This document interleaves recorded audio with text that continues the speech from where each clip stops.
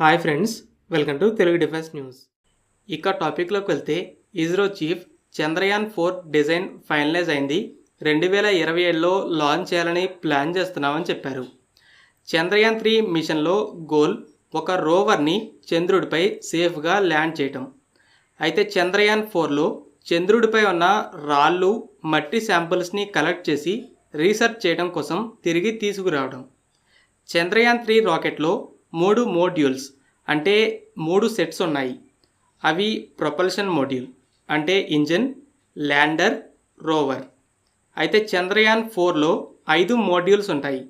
వీటిని 2 రాకెట్స్లో లాంచ్ చేస్తారు. First రాకెట్లో 3 modules ఉంటాయి: ప్రొపల్షన్, ల్యాండర్, అసెండర్.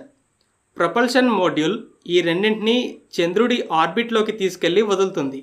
ఈ రెండింటిలో ముందు ల్యాండర్ ఉంటుంది, దానికి వెనక అటాచ్డ్గా అసెండర్ ఉంటుంది. ల్యాండర్ చంద్రుడిపై ల్యాండ్ అయ్యాక శాంపిల్స్ని కలెక్ట్ చేసి పైన ఉన్న అసెండర్లోకి ట్రాన్స్ఫర్ చేస్తుంది. చంద్రుడి నేలపై ఉన్న ల్యాండరే లాంచ్ ప్యాడ్గా పనిచేసి అసెండర్ని పైకి లాంచ్ చేస్తుంది. అసెండర్ తిరిగి చంద్రుడి ఆర్బిట్లోకి వచ్చేలోపే ఇస్రో మరలా సెకండ్ రాకెట్ని లాంచ్ చేస్తుంది. ఈ సెకండ్ రాకెట్లో transfer module, reentry modules attach అయి ఉంటాయి. సెకండ్ రాకెట్ వీటిని చంద్రుడి ఆర్బిట్లోకి వదిలాక శాంపిల్స్ని తీసుకొని వస్తున్న అసెండర్ వచ్చి వీటికి అటాచ్ అవుతుంది. ముందు ఉన్న ట్రాన్స్ఫర్ మోడ్యూల్లోకి శాంపిల్స్ ట్రాన్స్ఫర్ అయ్యాక వెనుక ఉన్న రీఎంట్రీ మోడ్యూల్కి మరలా ట్రాన్స్ఫర్ అవుతాయి. ఇక రీఎంట్రీ వెహికల్ సపరేట్ అయ్యి వెనక్కి వచ్చి భూమి మీద ల్యాండ్ అవుతుంది. చంద్రుడిపై సేఫ్గా ల్యాండ్ అయ్యే టెక్నాలజీని ఇస్రో ఆల్రెడీ చంద్రయాన్-3తోనే ప్రదర్శించింది.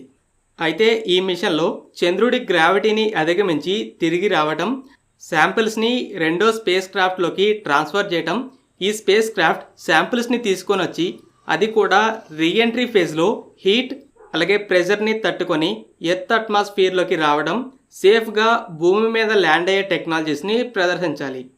డిజైన్ అయితే ఫైనలైజ్ అయింది. 2027లో లాంచ్ చేస్తామని ఇస్రో చీఫ్ చెప్తున్నారు. ఫ్రెండ్స్, ఈ వీడియో మీకు నచ్చినట్టయితే లైక్ చేయండి.